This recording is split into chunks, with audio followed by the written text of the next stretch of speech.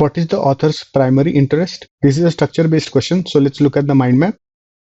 As per the mind map, the first paragraph talks about pottery making and says that pottery making likely developed in different places simultaneously, and the second paragraph talks about the theories about how pottery was discovered. So overall, it can be inferred that the passage talks about different theories of pottery making and their simultaneous development. So we need an answer choice on similar lines. Let's look at the answer choices. Answer choice A, illustrate how pottery was an accidental discovery. The second paragraph refers to pottery as probably an accidental development, but this reference is limited in scope and is not the primary interest of the author. So let's eliminate this answer choice.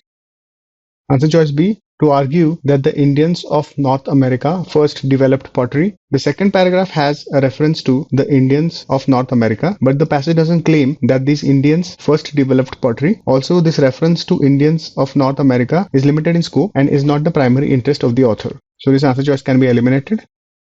Answer choice C, emphasizing the differences among various theories of the discovery of pottery. The second paragraph refers to 3 theories of pottery making, but the passage doesn't highlight the differences among these theories. So this answer choice cannot be established. Let's eliminate it.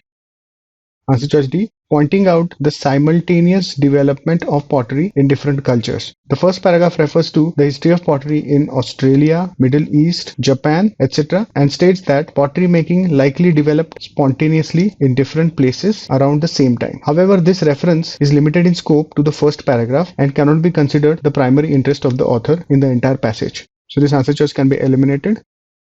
Answer choice E, discussing the development and discovery of pottery. Yes, this is what the mind map implies, because the first paragraph talks about the development of pottery and the second paragraph talks about various theories of how the pottery was discovered. So it is correct to state that as a whole, the passage talks about the development and discovery related to pottery.